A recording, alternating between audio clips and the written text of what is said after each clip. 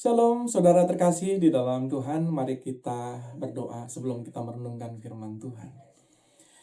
Ajari kami terus Tuhan mengenal Engkau, dan kami tahu bahwa kami tidak sendiri. Itu sebabnya Tuhan, ajari kami terus mengenal Engkau dengan lebih dalam lagi. Dalam nama Tuhan Yesus kami berdoa. Amin. Sahabat setia di setiap musim. Ibrani 13 ayat 5b katakan, Aku sekali-kali tidak akan membiarkan engkau, dan aku sekali-kali tidak akan meninggalkan engkau. Saudara terkasih, kitab Ibrani ditulis untuk orang-orang Kristen Yahudi yang sedang menghadapi berbagai tantangan, penganiayaan, dan godaan untuk kembali ke cara hidup mereka yang lama. Mereka merasa sendirian, mereka merasa tertekan dalam situasi itu. Di tengah kesulitan itu, penulis kitab Ibrani mengingatkan kepada umat Israel bahwa mereka memiliki sumber kekuatan yang tak terbatas, yaitu Kristus itu sendiri. Ayat ini menjadi penegasan bahwa mereka tidak sendirian. Ayat ini menggunakan pengulangan yang sangat kuat, yaitu pada kata sekali-kali tidak. Diucapkan 2 kali dalam 1 kalimat.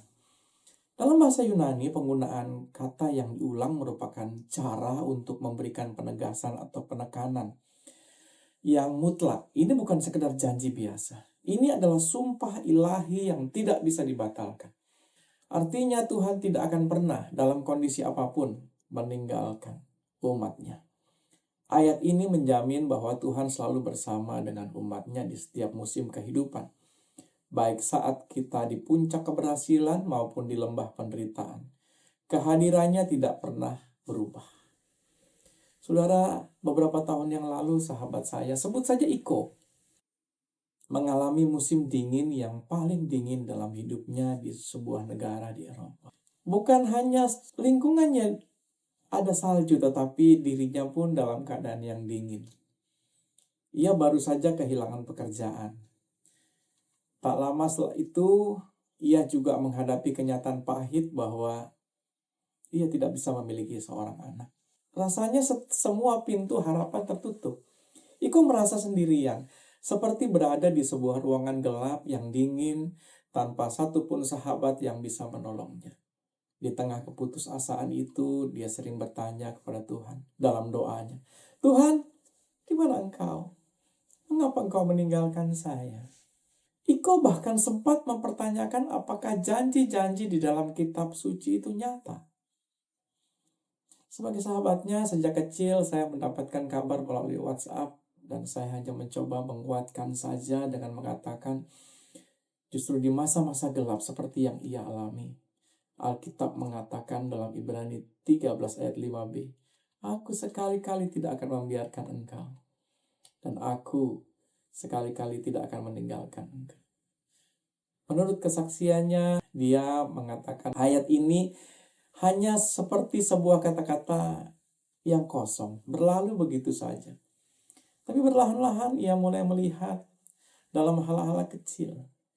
Saat ada teman yang tiba-tiba membawakannya makanan. Kemudian beberapa hari kemudian ia mendapat panggilan tak terduga untuk wawancara kerja.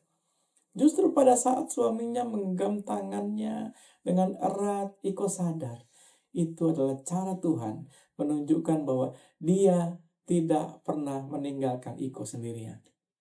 Tuhan adalah sahabat yang paling setia. Dia mungkin tidak selalu menjawab sesuai dengan doa yang Iko inginkan, tetapi Tuhan selalu hadir di setiap musim. Dia adalah satu-satunya yang tetap ada di sisi Iko, bahkan ketika semua harapan seolah-olah sirna. Ayat itu bukan sekedar janji, tapi sebuah kenyataan yang Iko alami. Musim dingin itu kini telah berlalu. Iko mungkin belum memiliki seorang anak, tapi ia punya pekerjaan baru. Dan ia tahu satu hal, ia tidak pernah benar-benar sendirian. Tuhan adalah sahabat sejatinya. Yesus hidup di bumi selama 33 tahun. Sepenuhnya taat kepada Bapaknya. Ketaatannya adalah bukti nyata bahwa dia tidak pernah membiarkan atau meninggalkan rencana Bapa. Bahkan saat menghadapi penderitaan terberat di Taman Getsemani, ia tetap memilih untuk tunduk pada kehendak Bapa. menunjukkan komitmennya yang mutlak. Yesus tidak hanya menjanjikan kehadirannya, tetapi ia juga menunjukkan melalui tindakan nyata. Dia tidak pernah membiarkan orang sakit, orang miskin, atau orang yang terpinggirkan atau merasa sendirian. Dia tetap melayani. Dia tetap menyentuh dan menyembuhkan mereka. Ini adalah bukti nyata bahwa dia tidak pernah meninggalkan kita sendirian yang membutuhkan pertolongannya. Setelah kebangkitannya dan sebelum kenaikannya, Yesus berjanji akan mengutus Roh Kudus. Dia berkata, "Aku tidak akan meninggalkan kamu sebagai yatim piatu." Pernahkah kita merasa sendirian di tengah badai kehidupan ini? Ingat ayat ini, dan ini adalah janji yang hidup, yang meneguhkan kita bahwa kasih dan kesetiaan Tuhan tidak pernah berkesudahan. Dia adalah sahabat yang setia, selalu hadir di setiap musim kehidupanmu dan kehidupan saya. Tuhan memberkati. Mari kita berdoa. Tidak ada satu masalah pun Engkau tidak hadir di hidup kami.